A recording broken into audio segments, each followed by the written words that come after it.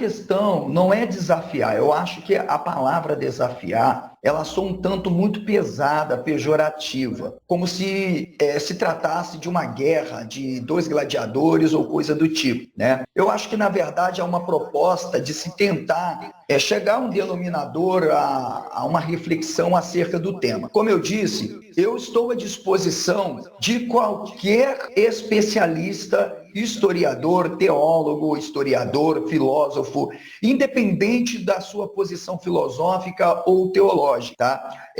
Quando eu peguei a live, no ponto em que ele falava sobre fontes, ele citou os pais da igreja, dizendo que os pais da igreja atestam a existência de Jesus. Isso por si só já é a pior de todas as aberrações que eu já ouvi falar sobre isso. Por uma razão, porque nós estamos falando de pais da igreja, vamos entrar datando do 2º, 3º século, aproximadamente, ok? E que já estão se apropriando de discursos na história. Ou seja, nós temos no 1º século a disseminação já de uma história que está sendo construída sob a égide de cristianismos.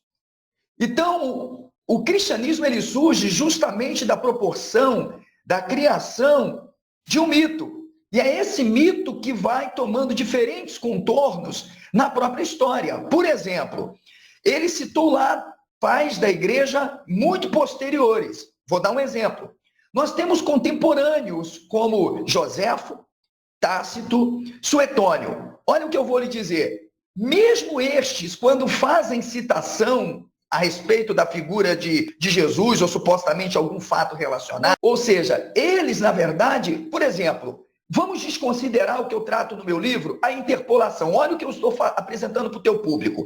Eu, José Alessandro, nesse momento, vou desconsiderar que não tenha havido interpolação em Joséfo, ok? Não é que não houve, que não haja. Joséfo vai dizer que houve um homem sábio, se é que se pode chamar homem, e que fazia grandes milagres. E depois diz, e que ressuscitou. Ora, ora, ora. Isso por si só demonstra que Joséfo está tratando acerca de uma figura mítica e não histórica. Ele se apropria de um discurso na história que chega aos seus ouvidos acerca de uma figura que já estava sendo disseminada. Eu estou dizendo, no caso, se nós não considerarmos a interpolação.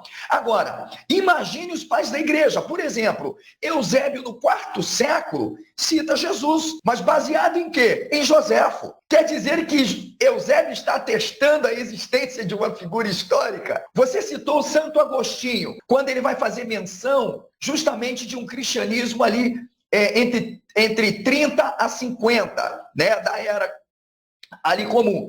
Observe, quer dizer que 3, 4 séculos depois, essas pessoas estão fazendo referência a uma figura histórica.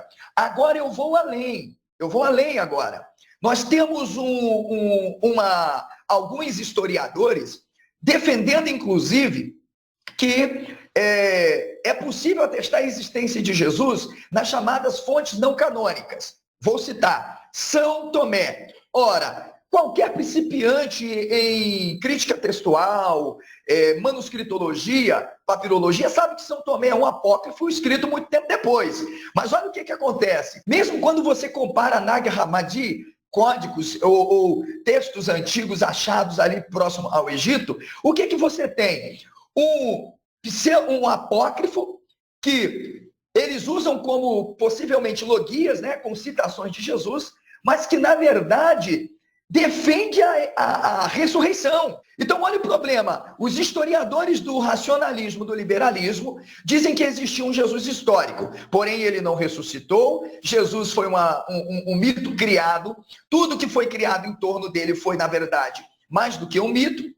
Porém, usam um apócrifo, onde o apóstolo, supostamente o discípulo, acredita na ressurreição, porque quem foi São Tomé? É aquele que disse que viu Jesus ressurreto. Então nós temos um problema. Agora eu vou, de forma mais técnica, falar algo para vocês. Eu vou citar aqui aleatoriamente. Goldbelt, um grande especialista que tenta vislumbrar um Jesus histórico por trás das narrativas, ele não consegue. Ele vai dizer o seguinte: que as únicas fontes que nós temos para tentar vislumbrar uma mínima estranheza ou imagem obscura de um Jesus histórico são ditas fontes canônicas. E aí ele diz, porque fora das fontes canônicas existem muito poucas evidências e as tais não podem atestar, evidentemente, a existência de Jesus. Deixa eu explicar uma coisa aqui. Primeiro, as pessoas precisam aprender, primeiro, Jesus histórico.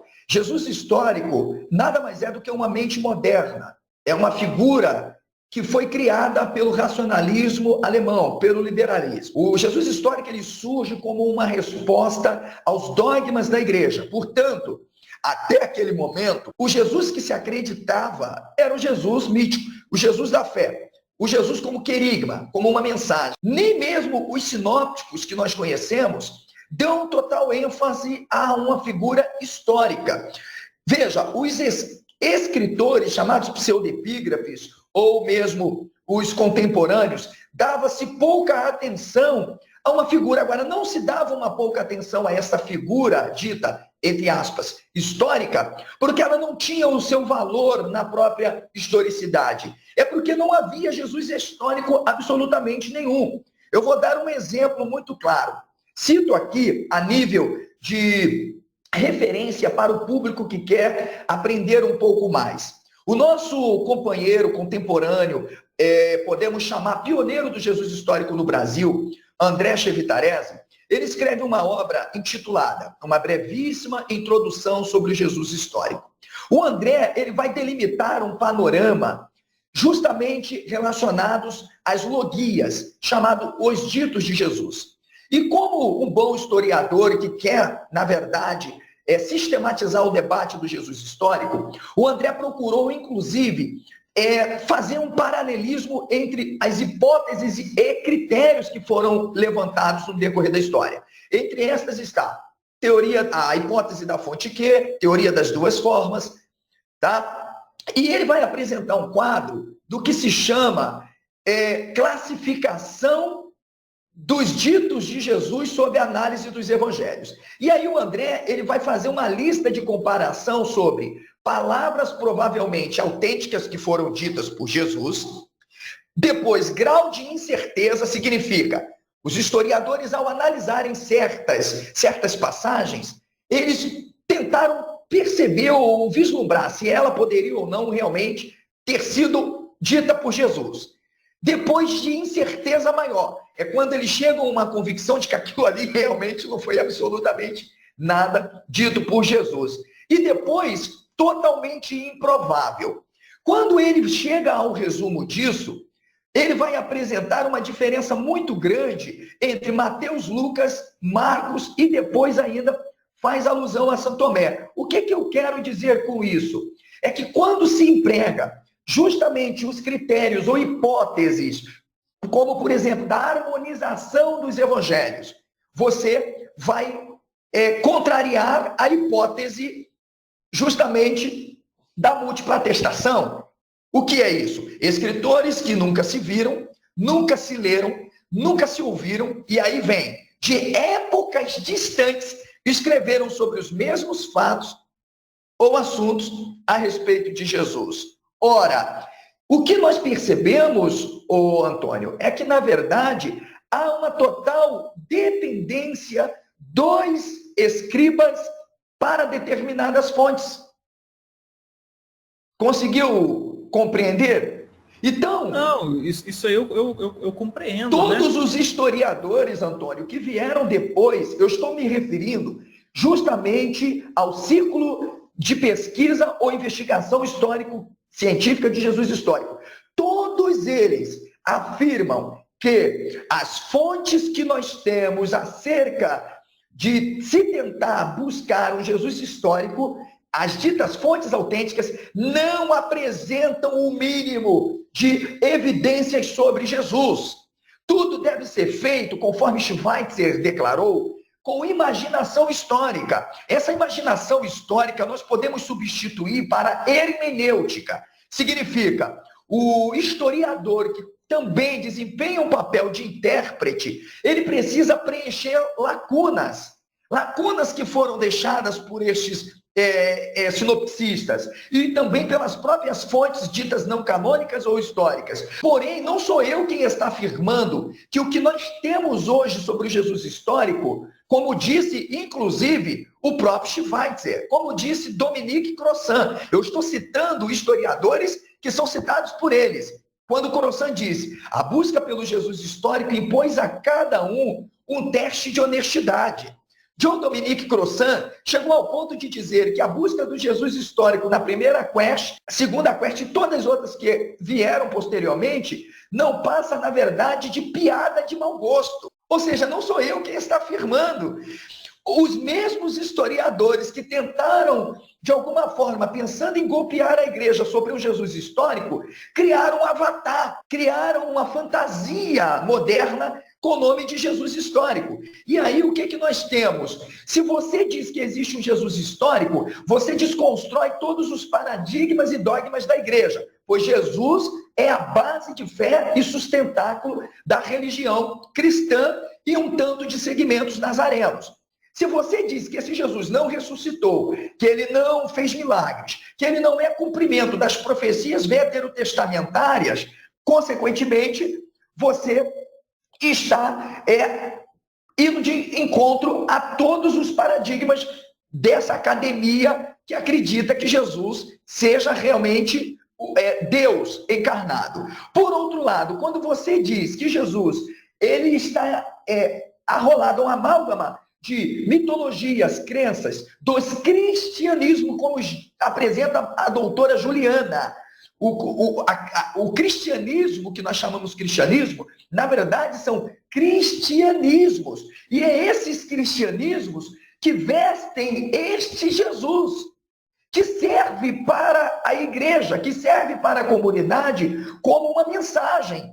Então, de um lado, você tem liberais, racionalistas, ateus, agnósticos ou mesmo cristãos devotos e acadêmicos piedosos que acreditam que tem que haver um Jesus histórico, mas esse Jesus histórico tem que ter ressuscitado. Sou historiador com mestrado, doutorado e atualmente estou realizando meu pós-doutorado. Primeiro, vamos lá. Quando a gente vai tratar dos evangelhos, você precisa ter em mente o seguinte: são documentos posteriores a Jesus. Nenhum deles são contemporâneos a ele. Todos os evangelhos são textos anônimos. Nós conhecemos os autores através das tradições, através dos pais da igreja.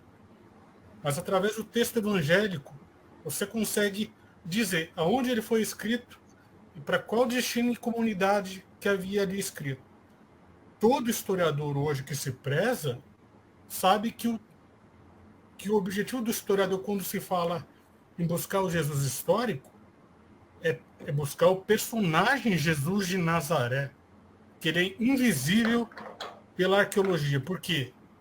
Eu vou usar o próprio John P. Meyer, que o nosso colega usa, John Dominique Crossan, e dizer o seguinte: Crossan, ele afirma o seguinte, ele contraria o que o colega diz, porque